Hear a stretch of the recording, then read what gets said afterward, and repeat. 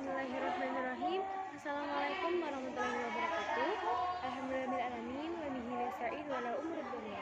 Wassalatu wassalamu ala asyrafil anbiya'i wal mursalin sayyidina wa maulana Muhammadin wa ala alihi wa sahbihi ajma'in. Yang saya hormati Abi Hanif dan Umida selaku pengasuh pondok pesantren Asperka Maghrib Hanifida, jajaran pengurus serta teman-temanku sekalian. Jadi pada malam hari ini saya akan menjelaskan tentang kitab Al-Faraidul Bahiyah, yaitu bab muhtalaf, yaitu kaidah bab ke-14. Langsung saja, di sini ada tentang kaidah yang muhtalaf itu yang ke-6. Jadi yang ke-6 itu berbunyi al-ainul musta'aratu lirrahmi anil mu'allaqi fiha janibud dhamani au janibul ariyati.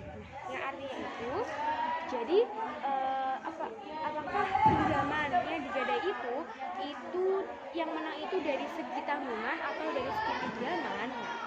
Jadi contohnya itu seperti ada seseorang yang meminjam arloji kepada si B. Kemudian si A tadi itu udah berjanji akan menggadaikan arloji tersebut. Nah, tapi ketika udah digadaikan di rumah gadai, ternyata rumah gadai tadi itu kebakaran dan juga arloji tadi itu ikut rusak sama rumah gadai tadi. Nah, itu hukumnya kayak gimana? Apakah harus diganti ataukah enggak? Jadi ini ada dua pendapat. Jadi pendapat yang pertama itu jam tadi itu termasuk tanggungan, jadi harus diganti. Nah, yang kalau misalnya dari segi pinjaman tadi itu berarti nggak apa-apa nggak diganti. Tadi kan udah termasuk digadaikan. Jadi ada dua pendapat. Yang satu yang berpendapat harus diganti. Nah, yang pendapat kedua itu nggak apa-apa nggak diganti. Nah, selanjutnya kaidah ke 7 yang berbunyi al-hawalatu hal hiya bai'un aw istiqaq. Artinya akad hawalah itu apakah jual beli ataukah pembayaran. Nah, jadi di sini itu akad hawalah itu dipertanyakan apakah termasuk jual beli ataukah termasuk pembayaran. Nah, contohnya seperti ada si A. Nah, si A ini utang kepada si B. Nah, kemudian ternyata si B ini memiliki utang kepada si C. Otomatis si B ini kan berarti harus membayar mengeluarkan uang, memberikan uang kepada si C, sedangkan si B ini juga mendapatkan uang dari si A. Nah, boleh nggak sih misalnya si B ini bilang si ke A bahwa jadi si A itu nggak usah bayar ke B, tapi si B ini bilang ke A kalau misalnya bayaran utangnya tadi itu langsung dibayarin aja ke si C, soalnya si B tadi kan punya utang kepada si C. Itu hukumnya seperti apa? Nah, jadi hukumnya itu ada dua, diperbolehkan sama nggak diperbolehkan. Nah, kalau misalnya diperbolehkan, hiyar tadi itu termasuk jual beli. Nah, kalau misalnya nggak diperbolehkan hiyar, itu berarti hawalahnya itu termasuk pembayaran. Jadi tetap ada dua pendapat. Yang tadi termasuk jual beli, yang pendapat dua termasuk pembayaran.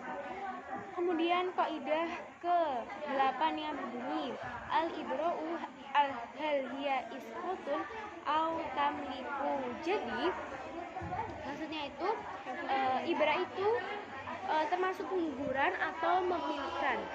Nah, di sini contohnya ada seorang anak yang utang kepada ayahnya. Nah, kemudian setelah itu ayahnya itu mengibrahkan utang tadi, ibrah itu membebaskan. Nah, kemudian nggak lama setelah itu ayahnya itu boleh nggak sih narik pembebasan tadi, maksudnya ditagih lagi utangnya. Nah, pendapat yang pertama itu nggak boleh, soalnya ibrah itu termasuk menggugurkan. Nah, kalau misalnya pendapat yang kedua itu diperbolehkan, soalnya ibrah itu termasuk memberi. Seperti itu contohnya. Nah, selanjutnya itu ada kaidah ke-9 yang berbunyi al-iqalatu hal hiya fasfun au bai'un. Yang artinya itu iqalah itu termasuk fasah, membatalkan, atau bai, jual beli kembali. Nah, jadi ini perdebatan antara iqalah itu termasuk fasah, membatalkan jual beli, atau bai, yaitu jual beli kembali. Nah, jadi pendapatnya itu ada dua, bisa termasuk fasah, bisa termasuk bisa termasuk fasa yang pembatalan, bisa termasuk